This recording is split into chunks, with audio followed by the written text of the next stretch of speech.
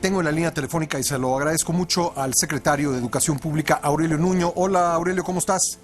¿Qué tal, Pascal? Muy buenas tardes, ¿cómo estás? Bien, muchas gracias. Bueno, interesados en conocer tu balance de lo que ha ocurrido en los últimos días respecto pues de este anuncio que se hizo desde el 1 de mayo sobre el paro magisterial por parte de la coordinadora. Y bueno, pues hoy es el primer día ya formalmente hablando. ¿Cómo están las cosas en el sector educativo del país, Aurelio?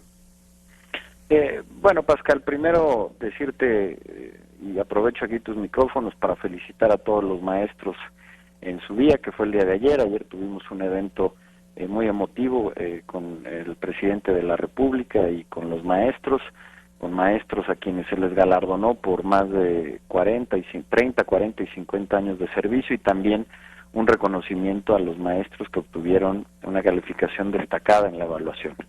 Y el día de hoy estuve también en el Estado de México con el gobernador Erubiel Ávila, dando reconocimientos a los maestros del Estado de México que también sacaron una calificación destacada en la evaluación, así es que aprovecho para hacer un gran reconocimiento a todos ellos y felicitarlos en su día. Respecto a lo que dices, Pascal, bueno, primero también aprovechar, y como lo he venido diciendo, ser muy puntual y decir que nosotros, como lo hemos estado haciendo, vamos a aplicar la ley. Aquí lo que no puede pasar es que los niños se queden sin clase.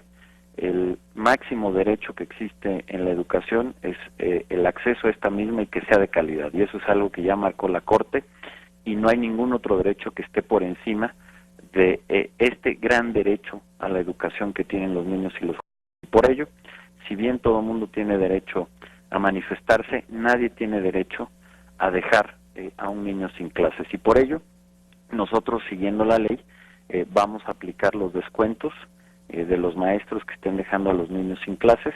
La ley marca que si hay un día de falta injustificada, como sería el caso de este paro, se descuenta. Si hay un segundo día también, si hay un tercer día se descuenta, y si eventualmente llegara a haber un cuarto día de paro, lo que marca la ley es dar de baja a quienes estén en esa condición y que tengan la seguridad que nosotros vamos a proceder de esta manera. Y por lo mismo yo quisiera hacer un llamado a los maestros de estas entidades de Chiapas, de Oaxaca, de Guerrero y de Michoacán, maestros que están frente a grupo, que no caigan en el engaño de unos pocos líderes, que lo único que están intentando es conservar sus privilegios y querer presionar y hacer algún tipo de chantaje al gobierno, buscando echar abajo la reforma educativa, buscar cómo brincar la ley, para regresar a los privilegios que están perdiendo, como la venta y la herencia de plazas, como este mismo de presionar a algunos maestros para dejar a los niños sin clases y generar algún tipo de presión al gobierno. Eso ya no lo vamos a aceptar, Pascal, y no lo vamos a admitir. Así es que yo les pido a estos maestros que reflexionen. Sé que ellos tienen una gran vocación, que piensen en sus alumnos, que no los dejen sin clases, y que además, no por defender privilegios que no son de ellos, sino son privilegios de unos cuantos líderes, no vayan a caer y ponerse en el riesgo, primero de los descuentos, y en un caso extremo de perder su empleo por defender una causa que no es justa, que no tiene sentido y que únicamente beneficia a unos cuantos líderes, Pascal. Aurelio, ellos en este momento, me refiero a los dirigentes de la coordinadora, están en plantón frente a la Secretaría de Gobernación, están demandando una mesa de diálogo. Le pregunto al secretario de la SEP, ¿hay algo que negociar con estos dirigentes sindicales?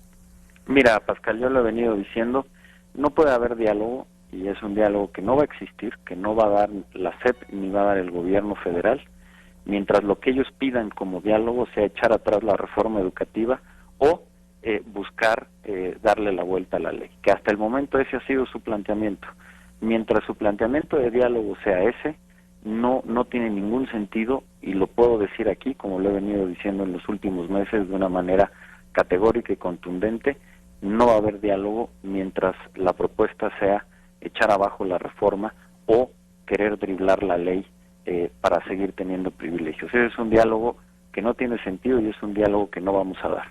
Si por el contrario llegara a haber un replanteamiento y se acepta la reforma educativa y la petición de diálogo es para ver cómo juntos podemos implementar y acelerar esta reforma en Chiapas, en Oaxaca, en Guerrero o en Michoacán, de inmediato yo aceptaría ese diálogo. Nosotros estamos abiertos a poder platicar por supuesto con los maestros y también, sin duda, con la propia coordinadora, si es que ese es el planteamiento, es decir, que acepten la reforma y que entonces el diálogo sea para ver cómo se implementa. Pero mientras la petición sea para echar abajo la reforma, o repito, para darle vuelta a la ley, no habrá diálogo ni con la SEP ni con el gobierno federal, ya que no tiene ningún sentido, Pascal.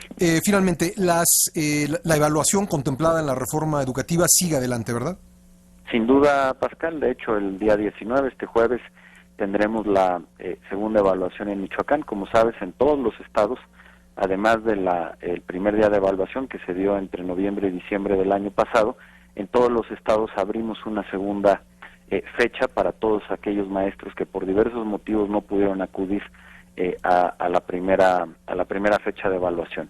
Esta ya se llevó a cabo en 29 estados, incluyendo Guerrero, y ahora Michoacán será el estado número 30, el jueves tendrán su evaluación, y aquí sí, Pascal, como lo hemos hecho en el resto del país, pues esperamos que vengan los maestros. En Michoacán faltaron en número cerrado 5,000 de hacer la evaluación, esperemos que todos ellos asistan, y ya quienes no asistan a esta segunda oportunidad, es decir, después de haber tenido 2 oportunidades y sigue habiendo maestros que no asistieron, pues también como lo marca la ley, a quienes hayan sido convocados y no asistieron después de 2 oportunidades, serán dados de baja. Y en el caso de Chiapas y de Oaxaca, la evaluación será hacia la segunda semana de junio, y con eso estaremos concluyendo ya en las 32 entidades el proceso de evaluación del año 2015, y para el año 2016, otra vez en el mes de noviembre, tendremos evaluación en todo el país, Pascal. Pues bien, Aurelio, muchas gracias por estos minutos para el programa. Al contrario, Pascal, y nada más informarte que en un momento más, en el transcurso de la tarde, daremos a conocer, porque nos sigue llegando la información para poderla dar de manera totalmente puntual, de cuántas escuelas en estas 4 entidades sí abrieron y no hicieron caso a este paro que llamó la coordinadora.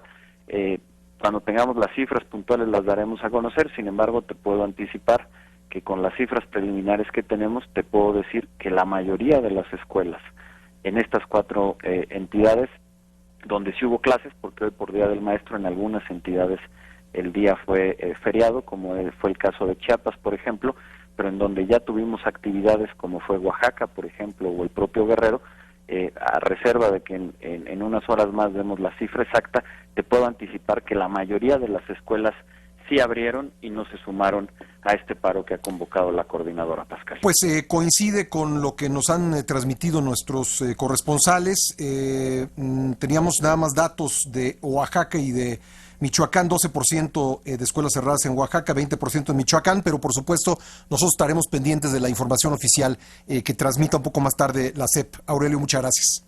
A ti, Pascal, muchas gracias. Un saludo para ti y para todo tu auditorio. Muchas gracias. Gracias, Aurelio Nuño, secretario de Educación.